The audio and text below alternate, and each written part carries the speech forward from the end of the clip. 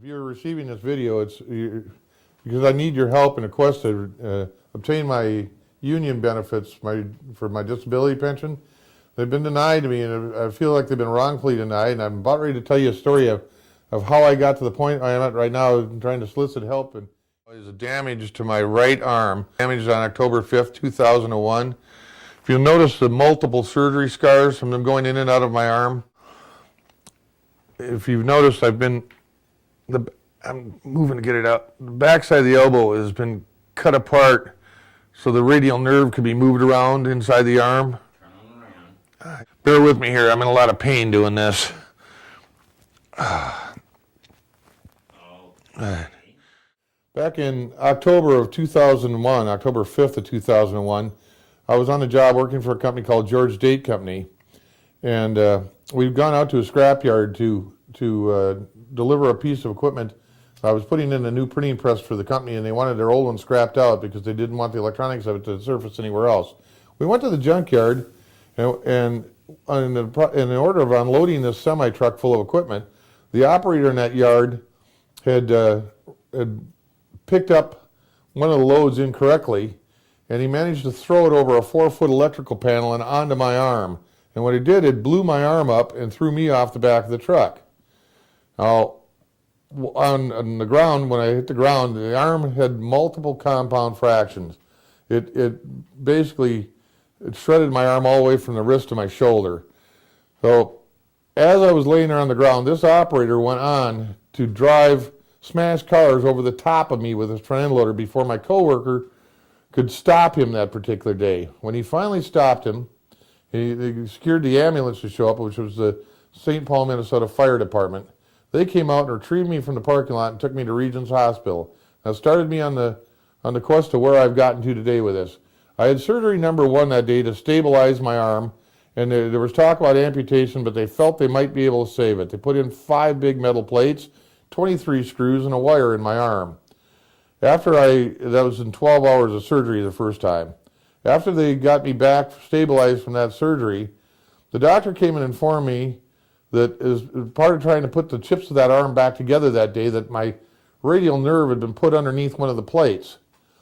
So I was referred to another doctor at Fairview Medical Center, and they released me from Regions, and I spent one night at home and went the next day to Regions to the hospital and had another 10-hour surgery to remove my radial nerve from that plate and try to get my arm to function.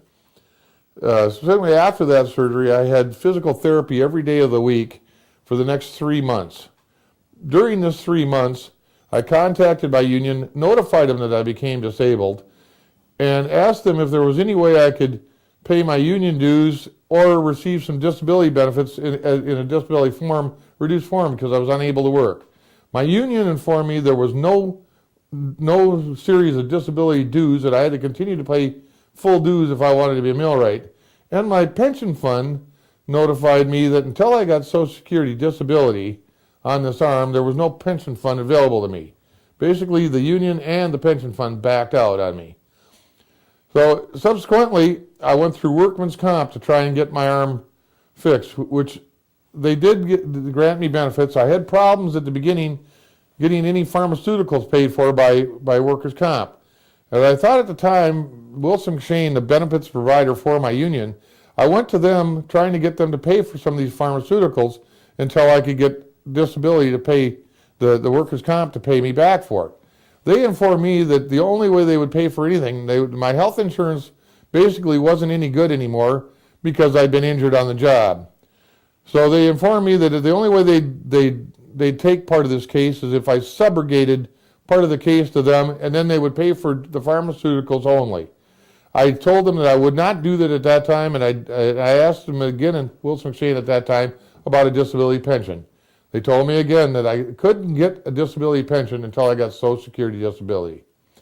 Well, I went on and I had one more surgery that year on the arm, trying to put the elbow back together again, which was surgery number 3. After that surgery, the doctor advised me that I'd probably never be a millwright again, but I asked him because I'd had 20 years of being a millwright, and I loved and respected the job. I wanted to do it again. I've got employer letters of recommendation. I was the go-to guy at work. I was the guy that that they sent out on the tough job. So I got back up off and I tried to go back to work. I was unable to complete so much as 2 weeks of work that year. And I did it not all in one block. I did it in several different attempts. And I had problems every time I went back to work. I was unable to carry out the job. I went back and had more physical therapy and another surgery, which had been surgery number 4 on my elbow, trying to reconstruct it. After that surgery, again, it was the same thing. I tried to go back to work. Every year since 2001, I've had a surgery, and I've tried to go back to work, and it hasn't worked. I've never got more than 250 hours in 1 year trying to go back to work, and it's always been I've had to leave the job because I was medically disabled. I could not longer perform my duties. So I went on, I got a work comp settlement, and I went on to sue Kaplan Brothers, which was the scrapyard that's located about 2 blocks from our state capitol here in St. Paul. I sued them because of the way they operated. They both settled with me. The scrapyard settled with me because their operator was at fault.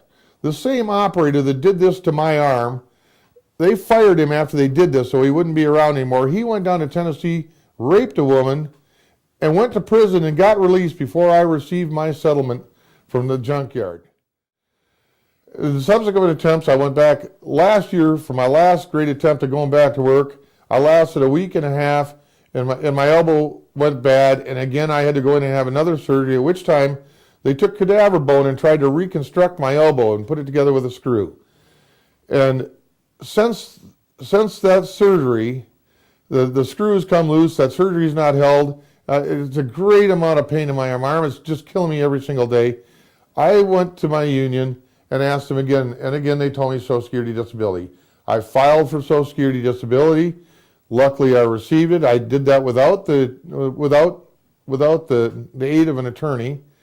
I took the Social Security disability and went to my union, and my benefits provider, which is Wilson-McShane, requested that my benefits be instated as soon as possible because I have a son and a daughter.